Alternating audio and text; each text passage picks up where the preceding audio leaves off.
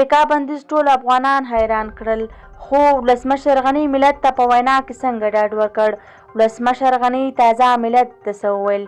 دا ټول حال راسره دې ویډیو کې کتلی شئ. خو که چیرې مو زموږ چینل نه وي سبسکرایب کړی نو زموږ چینل ځان سره سبسکرایب کړئ. درنو لیدونکو سلامونه، وخت مو په خیر. د مرستې کموالی زموږ په کلیدي چارو اغېز نه کوي. نن سه شنبه د روانې مارچ میاشت په 24مه نیټه ولسمشر غني د یوه ویډیوي کنفرانس له لارې د امریکا د $1 میلیارډ مرستې، کورونا او یو شمېر نورو ملي مسایلو په اړه ولس ته وینا وکړه. ښاغلي غني وویل چې افغانستان د امریکا او ټولو هغو مرستو قدردانۍ کوي چې په تېرو کلونو کې د افغانستان سره کړي.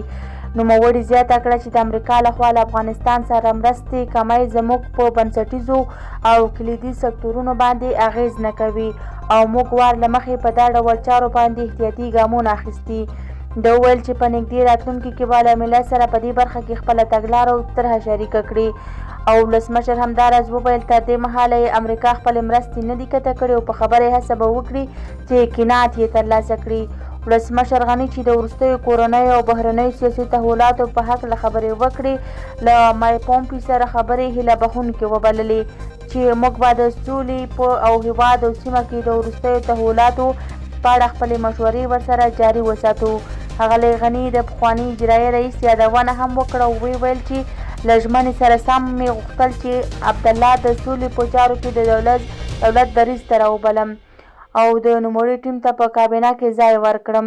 خو په خبره یې ښاغلی عبدالله د قانون د بدلولو غوښتنه کوله چې په وینا یې دا چاره د لوی جرګې د وس خبره ده. ښاغلي غني وویل چې دا کابینې جوړښت مې هم د ښاغلي عبدالله د مذاکراتو په موخه ځنډولی و. په اوسنیو شرایطو کې د کرونا وایرس سره مبارزه او سوله د دولت لومړیتوب یاد کړی.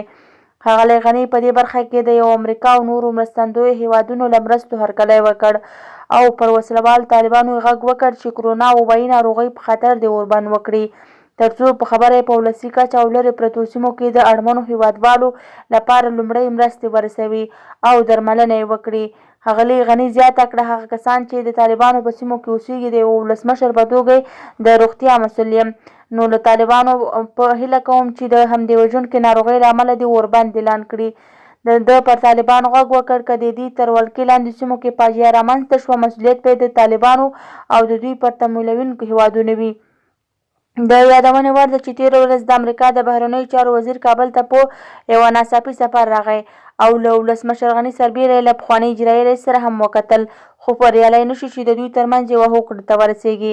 ښاغلي پومپیو امریکا ته د بیرته ستنېدو پر مهال په دوحه کې د وسلوالو طالبانو له مذاکراتي ټیم سره وکتل او د سولې په هکله یې ورسره خبرې وکړې. دا وه زموږ د نن ورځې ویډیو. که زموږ ویډیو مو خوښه شوې وي زموږ ویډیو لایک او زموږ چینل سبسکرایب کړئ. له توجه څخه مو نړۍ مننه. تر بیا ښې چارې ولرئ.